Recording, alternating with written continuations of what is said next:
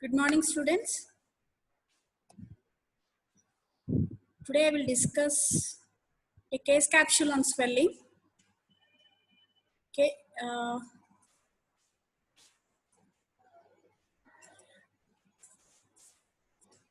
I will ask you questions. Everyone can answer. Just leave your message in the chat box. Okay. I can also ask you by numbers also. Please answer. Okay. You can unmute. If I call a number, you can unmute and answer. At the end of the session, if you have any doubts, you can ask me.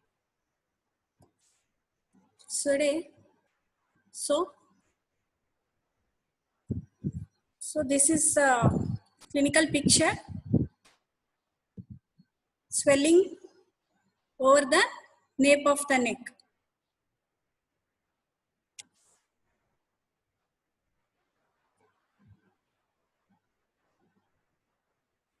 Now, coming to the complaint, he is 35 years male patient, presented to the OP with a swelling over the nape of the neck for the last 3 years. So his age is 35 years, presented with a swelling over the nape of the neck for the last 3 years. Coming to the present illness, the swelling was initially of about 2 centimeters in size and then gradually increased to the present size, which is insidious onset. Initially, he noticed a swelling over nape of the neck of about 2 centimeters, which gradually progressed and attains the present size, as shown before in the picture. No pain over the swelling and no history of fever also.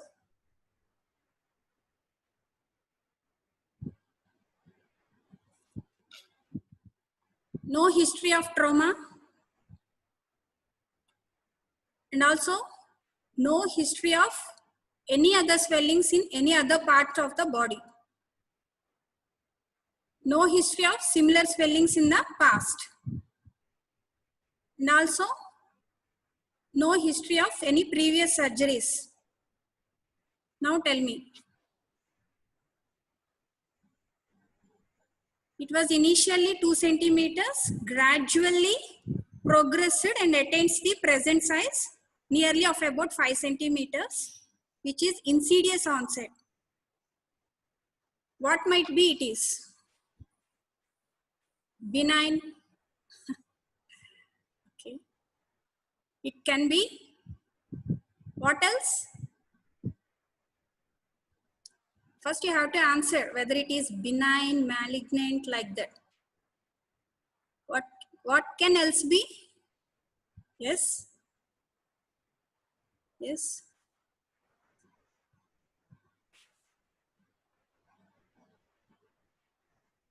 Okay. Suppose if the swelling initially small in size, gradually progressing in nature, means it indicates it's benign. Suppose if from initially, if the patient noticed that there is a rapid increase in size, it indicates it's malignant type. Suppose initially there is a history of gradual progression, later converted to rapid increase in size, then we can say the benign converting it to malignant. Suppose if there is a history initially the swelling was huge, means it's suppose if medium to huge, later it goes on decreasing with treatment. It indicates usually it's an inflammatory condition. Okay.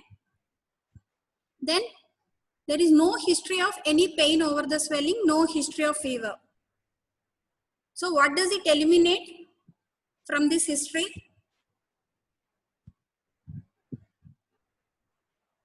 No pain, no fever. Yes. No. Yes.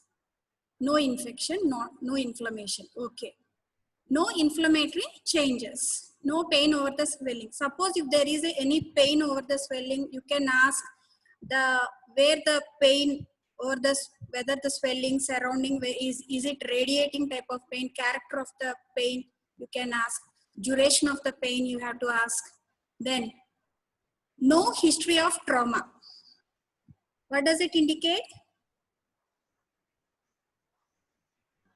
It is insidious onset, spontaneous origin, no history of trauma. So that we can eliminate swellings like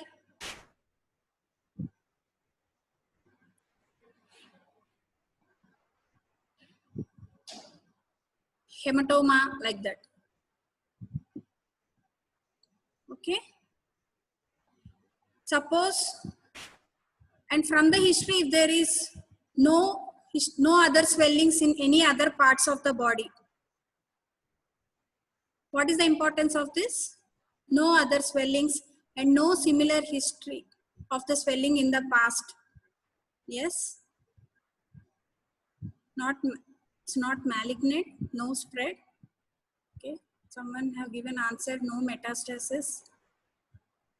Someone typed neurofibromatosis. Okay. With similar pathology, there might be a multiple swellings also, even if it is benign condition. No history of similar swelling in the past, no history of previous surgical means, so in some swellings, there is a history of recurrence. So in this case, there is no history of similar swelling in the past and no history of surgery also. Okay. Good. Next, coming to its local examination. On inspection, as I shown before, for a swelling, you have to ask number, site, size, shape, surface, margins, surrounding area of the swelling. What else? Skin over the swelling. All these should be examined under the swelling on inspection. So it is a single swelling, globular shape, measuring nearly of about 5 centimeter in diameter, found over the nape of the neck with well-defined margins. Surface appears to be lobulated and skin over the swelling appears to be normal. It is a single globular swelling.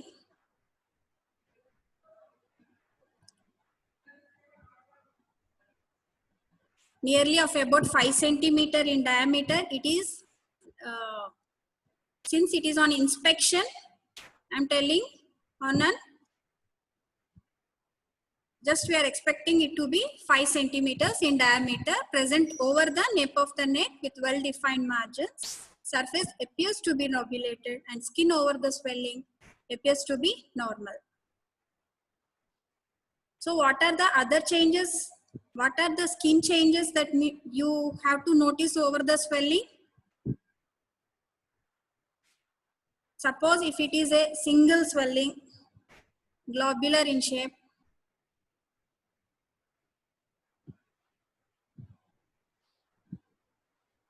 no other swellings noticed anywhere else.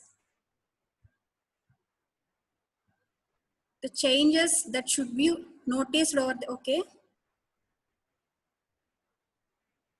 Temperature, redness, all these come under palpation, not on inspection. Pinchability also come under palpation only, students. Have to see any changes of the color of the skin and any dilatation of the veins, any pigmentation, any skin scars, any ulceration, fungations are seen, like that. Okay, any pulsations? Yes. Yes, good. Answering very nicely. Any fistula?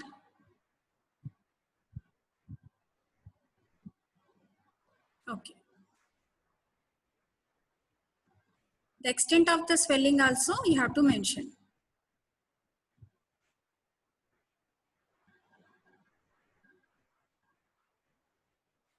Any presence of punctum? Yes. You have to think like that also.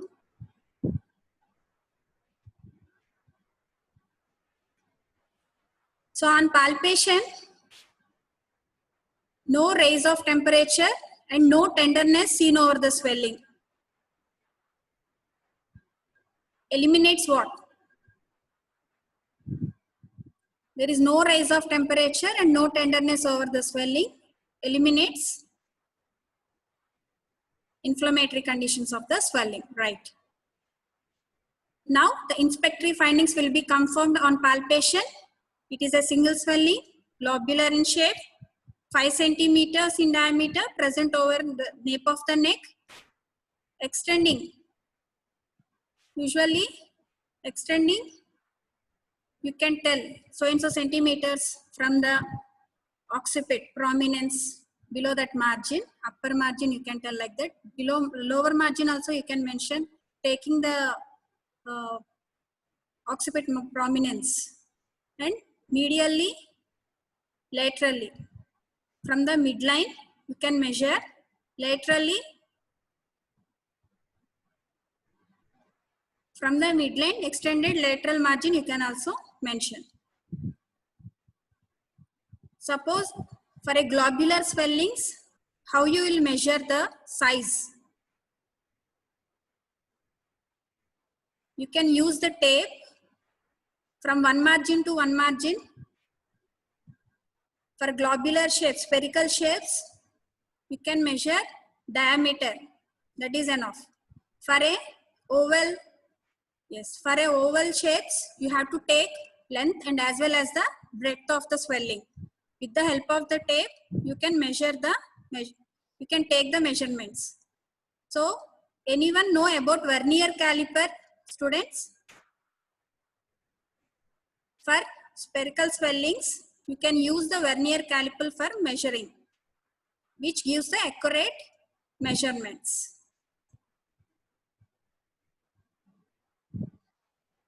So, surface is lobulated in medium to large hue swellings.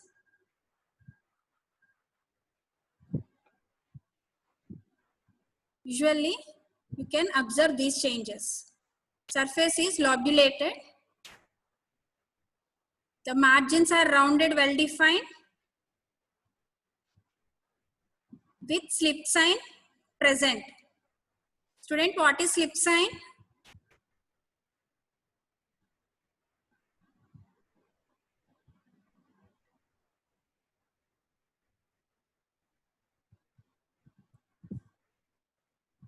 Swelling slips under the fingertips. Yes. If you palpate the margins of a swellings, the swelling gets slips away the fingers or beneath our fingers, called slip sign. Important pathognomic feature of what? Slip sign is seen in certain benign swellings like, yes, lipoma. Regarding the consistency, it is soft in consistency.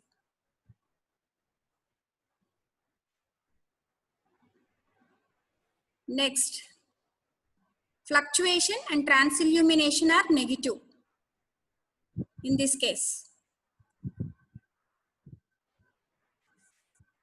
Transillumination test also negative and fluctuation test is also negative. Not reducible and not compressible. Okay, where you will see the fluctuation test positive? In what type of swellings the fluctuation test is positive? Cystic swellings, yes. Yes. Hernias.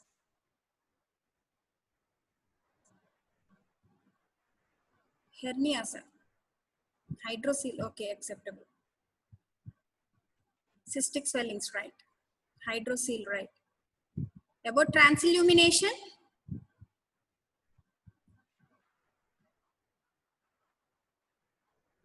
Okay. Cystic swellings, you will note these two findings, yes. And swelling is also not reducible, not compressible. Non-compressible means you can eliminate which type of benign conditions?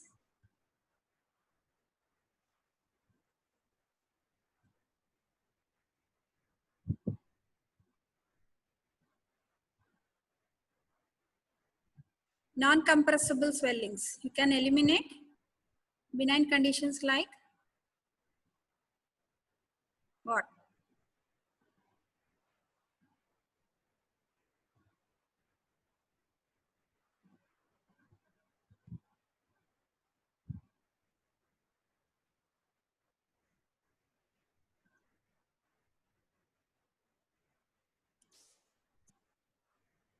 Hemangiomas.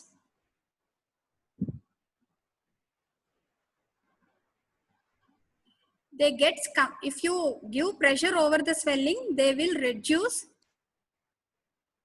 And again, after relieving the pressure, again there will be a dilatation of the vein, swelling can occur. So that is non-compressible.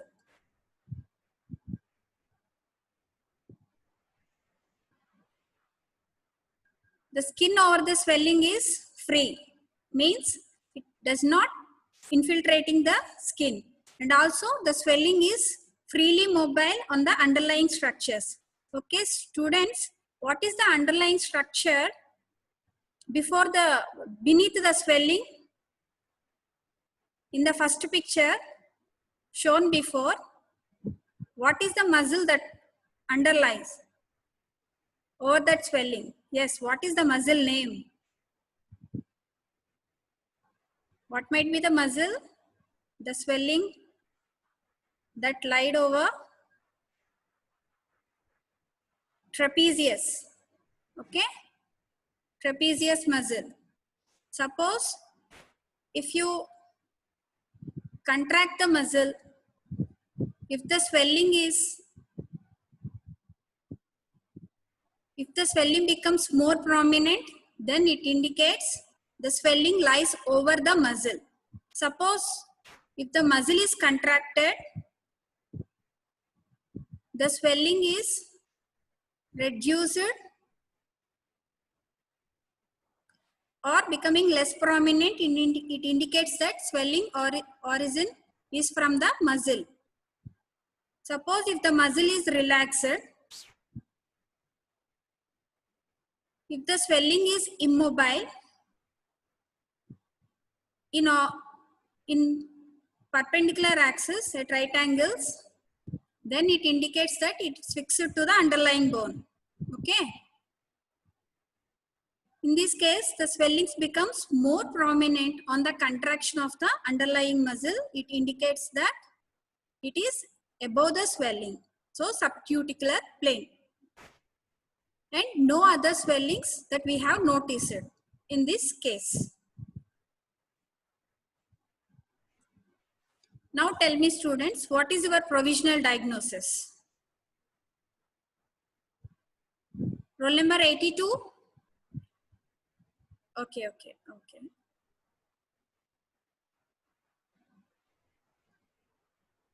Yes, provisional, you can give any. DDs you can give. As I mentioned slip sign, you are telling directly lipoma. Okay. Ganglioma. Someone is telling ganglioma. What else?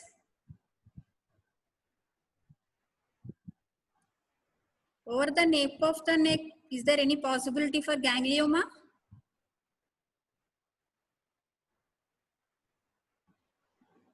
Yes, fibroma. Yes.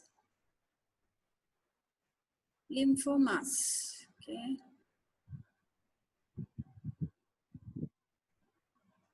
Very unlikely.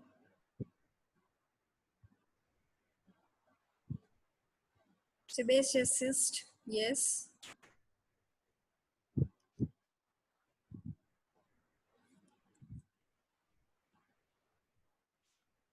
So, this is a case of benign neoplastic swelling of subcutaneous plane, probably the lipoma, or the nape of the neck. Now, students tell me, okay, what else the swelling can be? Already so many students have given DDs like fibroma, sebaceous cyst. Yes, what else can be? What else? You can put all these DDs also. Sebaceous cyst, right? Dermoid, urofibromas, fibroma, and rhabdomyoma. Now tell me, how can you differentiate this sebaceous cyst from the lipoma?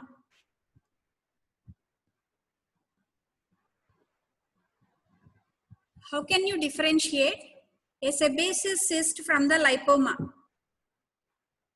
Okay, punctum. In how much percentage of cases punctum will be absent in sebaceous cyst? Anyone?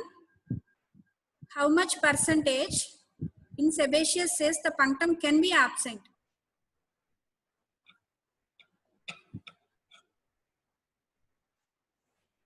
Yes. Anyone? Nearly of about?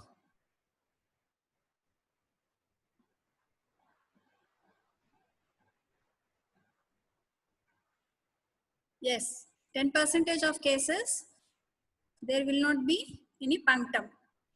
Or what else? You can differentiate it from the lipoma. Usually the lipoma, skin over the swelling is pinchable all over the surface. In case of sebaceous cyst over the punctum, it is fixed to the skin. So, pinchability will not be there over the punctum in case of sebaceous cyst. Yes, Lipson can differentiate in between these two swellings. Okay. Suppose if the sebaceous cyst gets infected, then there will be a pain. Okay. Next, how can you differentiate a dermoid from the lipoma? A dermoid swelling from lipoma, how will you differentiate?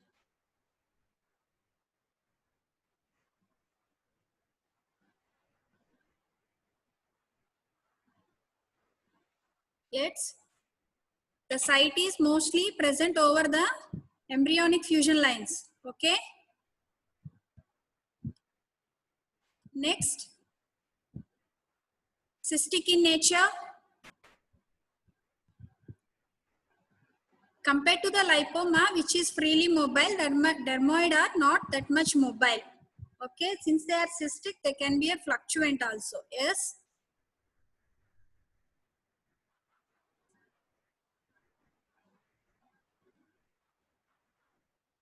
Yes. Yes, transilluminated. Very huge dermoids you can appreciate.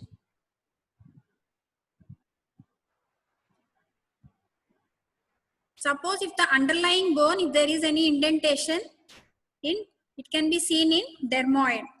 If you press the margins of the swelling in dermoid, if any bony indentation is present, the rise of the bone can be palpated with the tip of this finger. Okay. One of the differentiating feature. In case of neurofibroma, how can you differentiate it from lipoma?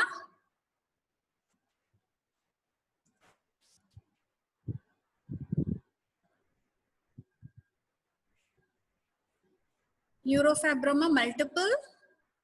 Lipoma can also be multiple. Yes, firm in consistency. Neurofibromas are firm in consistency. And tissue erasing, yes. Pain, yes, right. Neurofibromas, tissue erasing, firm in consistency. Pain will be there. What else? Regarding the mobility, perpendicular to the origin, it can be mobile, but in the axis of the nerve, it is immobile. Okay. Fibroma, since their muscle originated, firm to hard in consistency with restricted mobility. Next, rhabdomyoma, soft tissue sarcomas. How will you differentiate? From a lipoma. Suppose if the given swelling is very huge swelling, there is any suspicious of malignant changes, then you have to eliminate the malignancy. How will you differentiate it? Rhabdomyoma from a lipoma, huge lipoma.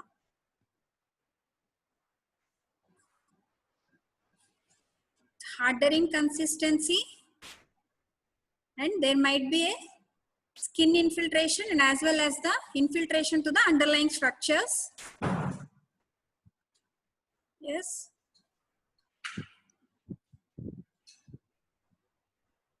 With metastasis.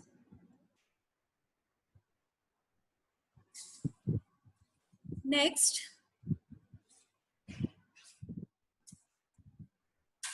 how will you manage this patient? How will you manage?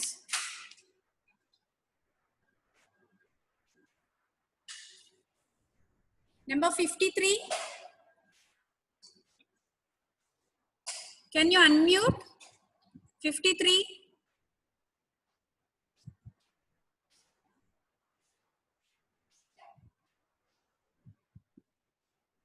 One not one. Are you not there?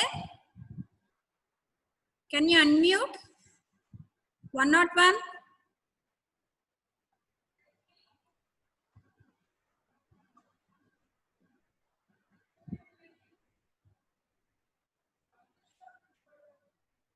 How will you manage this patient?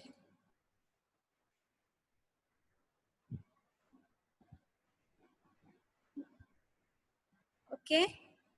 First, you have to do the ultrasonography of the regional swelling, followed by fine needle aspiration cytology. If it is a huge swelling, suppose if you suspect any malignancy, then you have to go for core biopsy. Along with that, if needed, MRI also you can do. In this case, if it is a small swelling of size 5 centimeter, you will do the ultrasonography followed by FNAC. If it proves lipoma of the swelling, then you have to give assurance to the patient that it is a benign condition.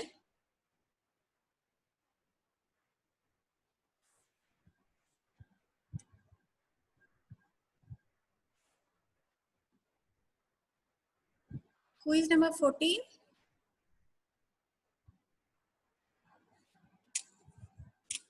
Okay, you have to give assurance to the patient that lipoma, it is a benign condition. It's not an emergency to operate.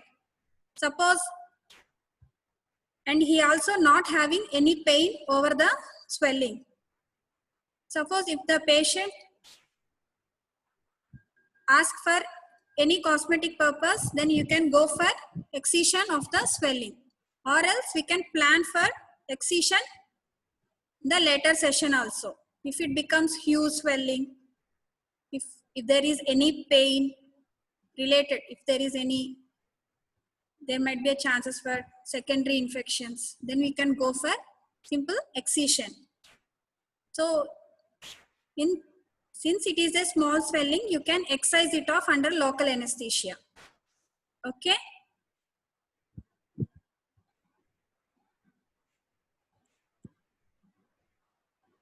So you can excise the swelling under local anesthesia. Now, any doubts?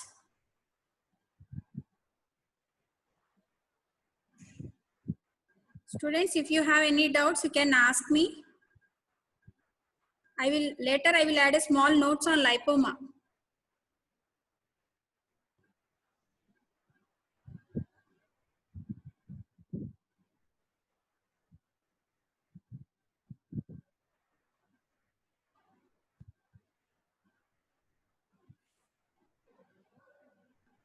Okay. So what is lipoma?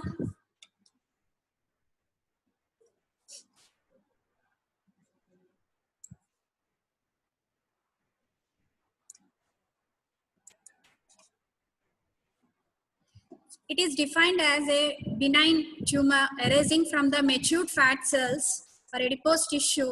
It is called lipoma. It is composed of, a lipoma usually composed of matured adipocytes and uniform nuclei that are identical to those seen in the normal fat cells without any acellular atypia. So, the fat in the lipoma usually considered unavailable for the general metabolism. So, it is defined as a benign tumor which arises from the matured adipocytes. Okay.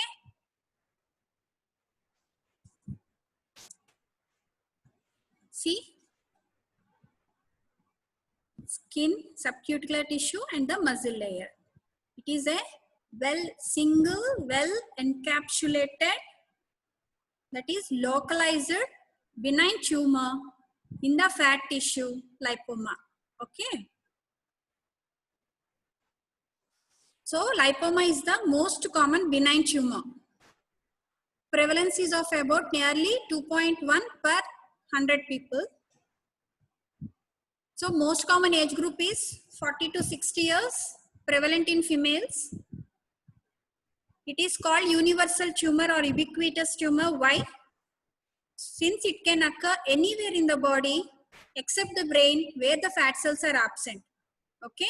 Hence lipoma are called as universal tumor or ubiquitous tumor. Remember, students, lipomas can never turn to malignant. Never turns malignant. It can be divided. This is one type of classification. Localized and diffuse. Localized, they are encapsulated tumors. Diffused are non-encapsulated tumors.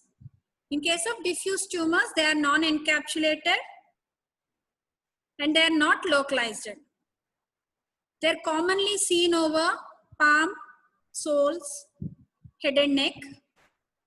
Usually subcuticular plane. They will be seen in the subcuticular plane. Sometimes they can also seen in the intermuscular planes also. These diffuse lipomas are very difficult to remove surgically. Hence, there is a chances for recurrence. See, this is a single localized benign lesion.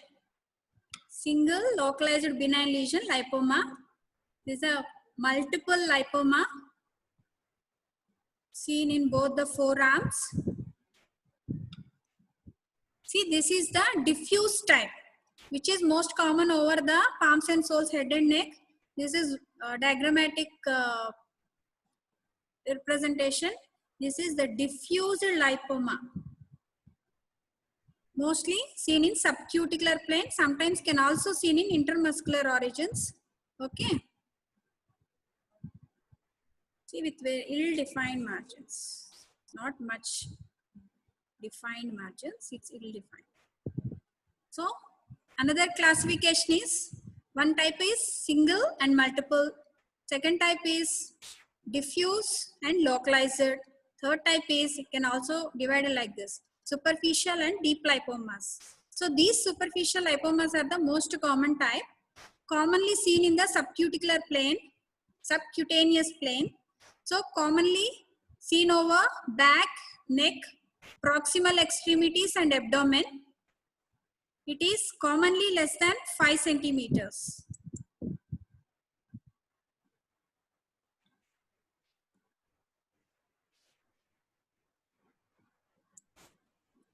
So Superficial lipomas are the most common type,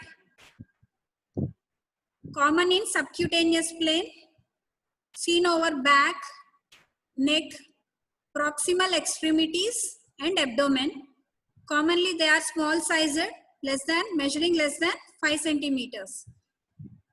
But these deep lipomas are most commonly intramuscular, but oftenly can be seen in intermuscular, commonly seen in lower limbs constituting of about 45%, over trunk 17%, shoulder and upper limb.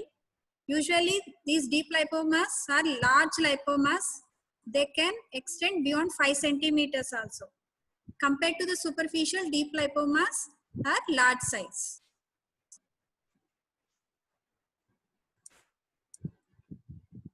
What are the various anatomical sites of lipoma? Depending on the plane, these are classified: subcutaneous, subfacial, intermuscular,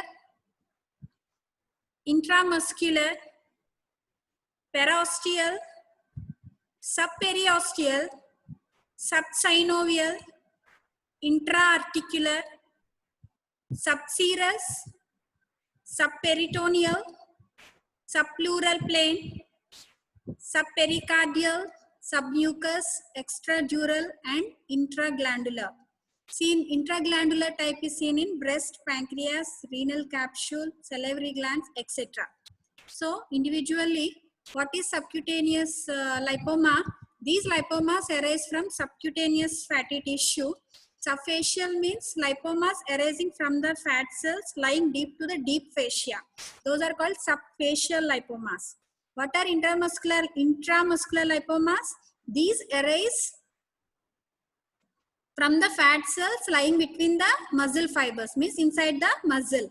Subserous plane means they will arise from the fat cells lying in the subserous plane of the gut. Next, what are submucous type of lipomas? Lipomas arising from fat cells lying in the submucous layer, most commonly seen in gastrointestinal tract and respiratory system. Next, subsynovial type, the lipomas arising from the fat cells which lies deep to the synovial membrane lining the joint are called subsynovial type of lipomas. What are perosteal? These are arised from the fat cells lie deep to the perosteal lining of the bone. What are intraarticular type? They arise from the fat cells lying within the joint. And extradural type, these lipomas arise from the fat cells. They lie in the extradural space in the spinal canal, also called spinal canal benign tumors. Intracranial extradural lipomas usually does not occur since there is no fat cells in the cranial cavity, as I discussed it before. And what are intraglandular lipomas? These lipomas arise from the fat cells lying within the gland itself, like the breast, salivary glands, etc. Now, these are the various clinical features regarding lipoma. Localized swellings, most commonly with lobular surface. Usually lipomas are non-tender except such conditions like angiolipoma, like that. Usually, often fluctuant like feel, but actually not. So hence called pseudo fluctuation. They are seen in huge lipomas, large lipomas, because the fat in the body temperature usually remains soft, okay, in liquefied nature.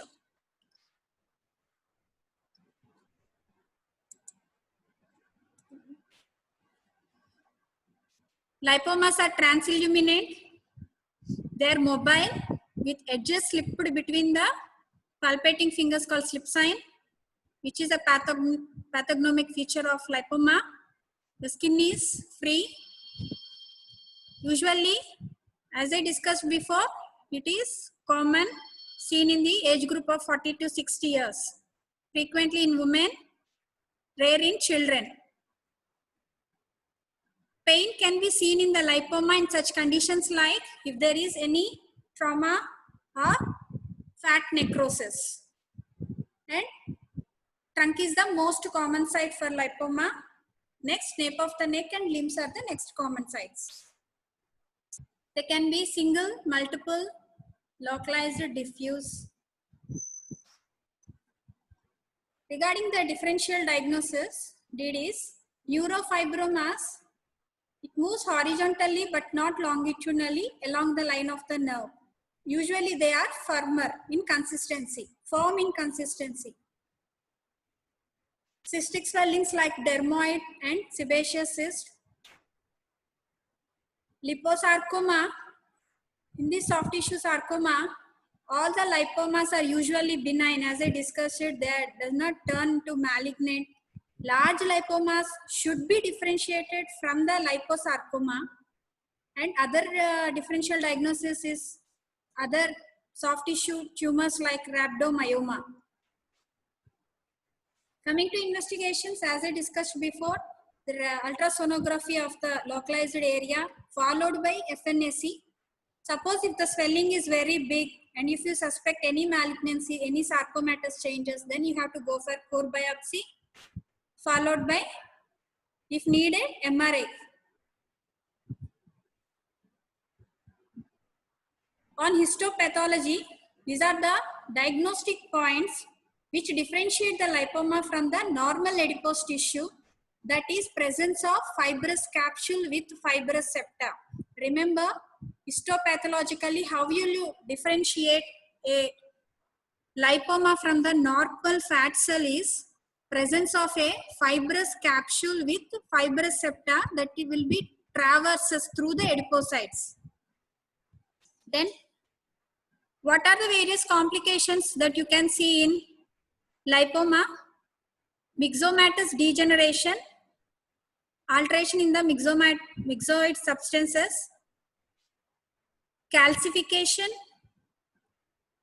pressure effects like underlying any nerves, muscles, vessels.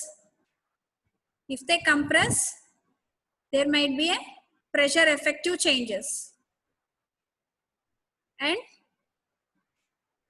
if the swelling subjected to repeated trauma, fat necrosis can occur. Suppose if there is a repetitive friction over the swelling, ulceration can occur. Suppose if it is a submucous lipoma, there might be chances for intussusception followed by obstruction of the bowel. And there is also chances for secondary infections and hemorrhage. Myxomatous degeneration, calcification, pressure effects with fat necrosis, ulcerations. In submucous type of lipoma, intussusception can seen with infection and hemorrhage. So this is also one of the complication of the lipoma, pedunculated lipomas, seen very rarely. In the first picture, pedunculated lipoma in the axilla. In the next picture, this is the pedunculated lipoma in between the buttocks towards the right side.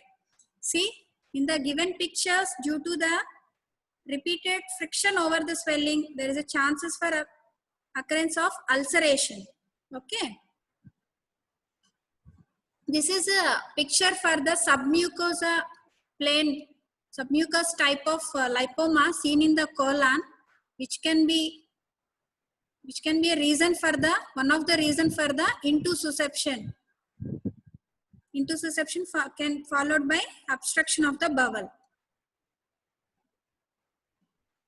Treatment part, as I discussed before, if it is a small lipoma, we can excise the swelling under local anesthesia. Suppose if it is a huge one, large one, yeah, we can excise it off under general anesthesia. Usually after excision, the recurrence chances in lipoma is 11%. So, regarding the procedure, under local anesthesia, after giving local, like lignocaine 2%, skin incision should be given along the Langer's line, remember. Then the incision should be deepened till the level of capsule of the lipoma. Then the anterior and the posterior skin flap should be raised. so that the capsule should be dissected off from the underlying subcutaneous tissue overly. Then the base of the pedicle of the lipoma should be ligated. Then it should be excised. The swelling will be excised and sent for the histopathological examination. After attaining the hemostasis, the skin, you can close the skin with either the silk or the nylon. See, after the incision and separating the well encapsulated lipoma from the subcutaneous tissue, it is popping out from the incision. This is popping out of the lipoma from the given incision. See, it is very much lobulated due to the presence of the fibrous septa. Small notes on liposarcoma.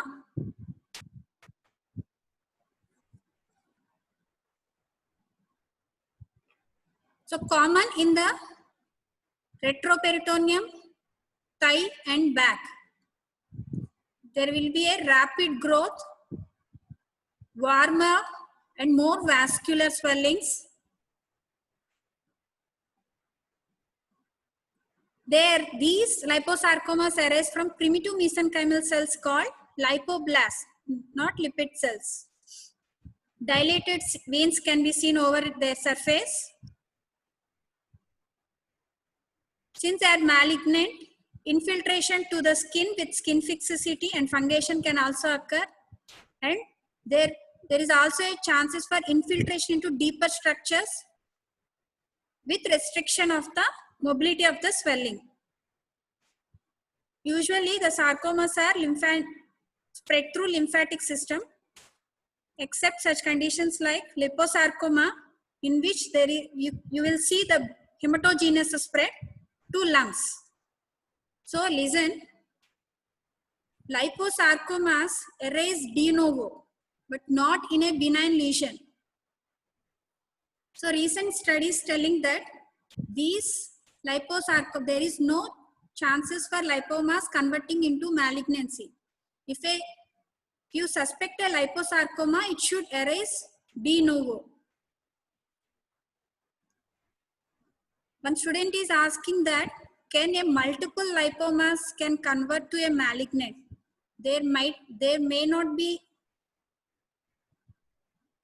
no chances to convert malignancy. Usually multiple lipomas associated with some hereditary syndromes. See, this is a histopathological picture of the liposarcoma. This is mostly characterized by univacuolated or multivacuolated lipoblast. These are lipoblasts. So with bizarre nuclei, univacuolated or multivacuolated. See in this picture also, typical lipoblast that is having multivacuolated cytoplasm indenting this atypical nucleus. This is that you will see in the liposarcoma. So in liposarcoma, 4 major histological subvarieties you can see: well differentiated type, myxoid liposarcoma, round cell liposarcoma, and pleomorphic liposarcoma. Among all these, the myxoid liposarcoma is the most common type of liposarcoma.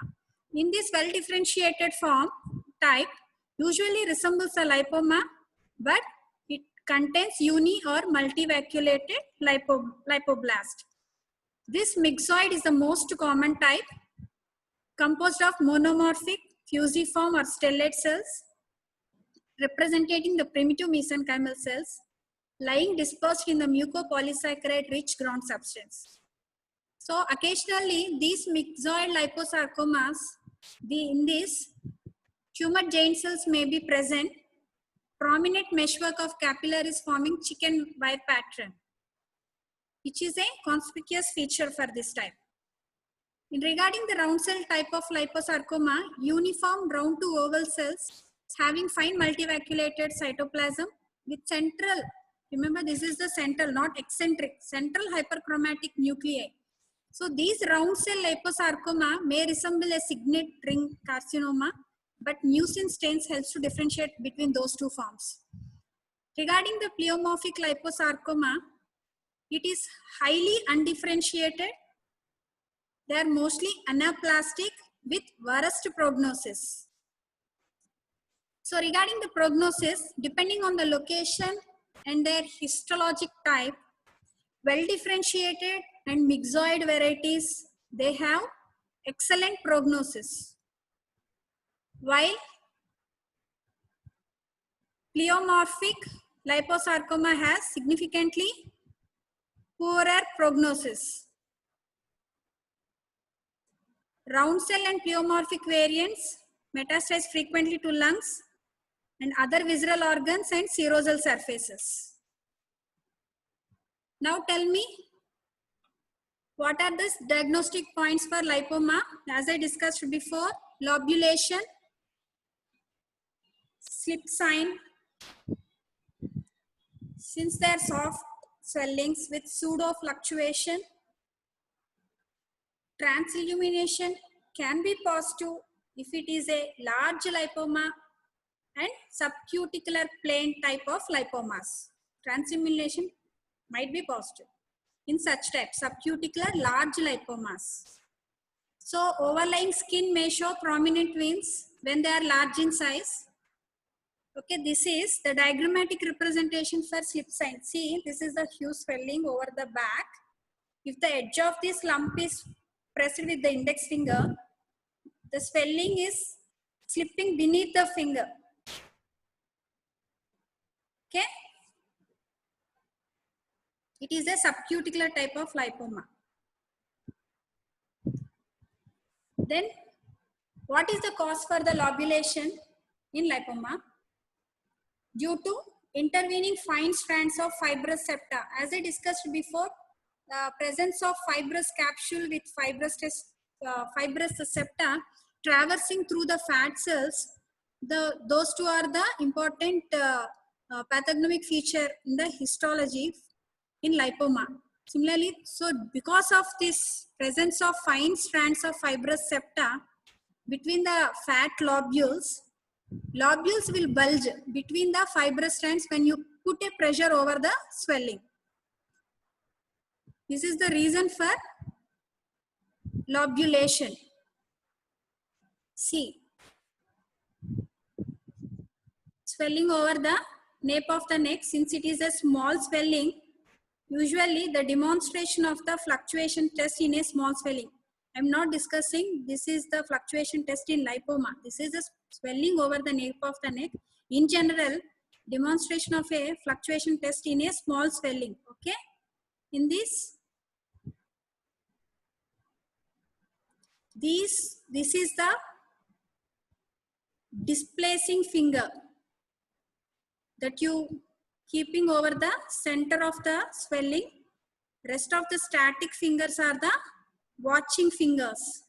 Suppose if it is a cystic swelling, if you press at the middle of the swelling with the displacing finger, because of the displacement of the fluid towards the periphery, the swelling can be fluctuate. You can feel that sensation with the rest of the static fingers called as the watching fingers. But in case of lipoma, fluctuation is negative. But in case of huge lipomas, since the fat cells at the room temperature remain liquefied, there might be a slight fluctuation called pseudo fluctuation. So what is pseudo fluctuation means? Usually see, intracellularly, fat is fluid at body temperature. So the swelling will be soft and fluctuation can be elicited only in one plane. But for a true cyst, you can elicit a fluctuation both planes at right angles to each other. Two planes at right angles to each other, which is not possible in case of lipoma, hence it is called pseudo fluctuation. It is possible only in one plane. In huge lipomas, that too. So commonly, this is the translucency test. This is the demonstration. Transmission of a light through a swelling. Suppose if you put a torch towards one side of the swelling, positive in swellings, there will be a transillumination seen in conditions like if the fluid in the swelling is clear and the thin capsule with thin transparent walls, it will be positive. And suppose if the wall is thick and if the fluid inside the swelling is turbid fluid like lymph, pus or blood, then there will not be any transillumination. For this examination, dark room with transimmunoscope is required. But sometimes in case of lipoma, usually transillumination test is negative.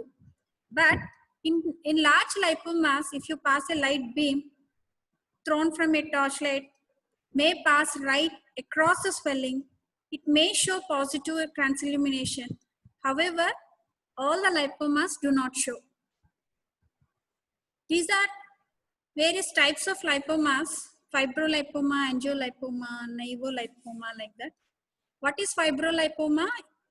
Along with the fat cells, one more fibrous tissue component is also present. So lipomas containing both fatty and fibrous tissue components, they are called fibrolipomas. What is nevolipoma? Lipomas containing both fatty and hemangiomatous tissue. There may be telangiectasia of the overlying skin and the swelling may be partially compressible. What are neurolipomas? Containing both fatty and neural components. These are painful, called neurolipomatosis.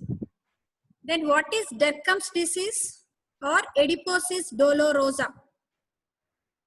It's a condition, tender, diffuse or nodular deposits, multiple deposits in the trunk or the limb, commonly found in women,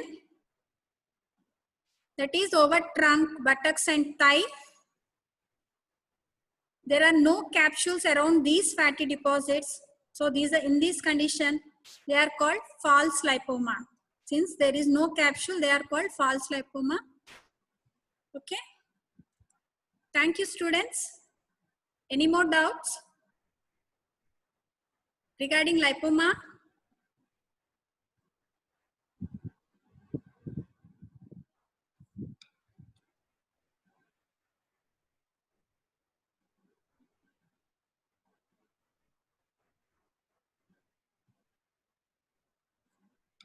Tell me, someone raising hands. You can put a message in the chat box, number 14.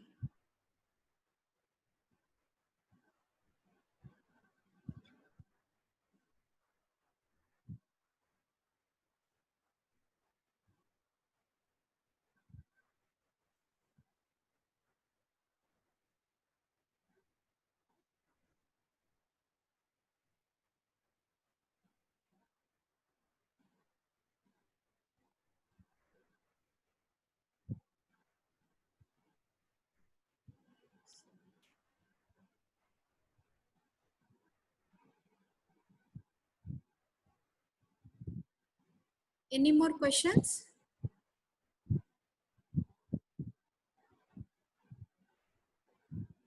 Shall I end the session?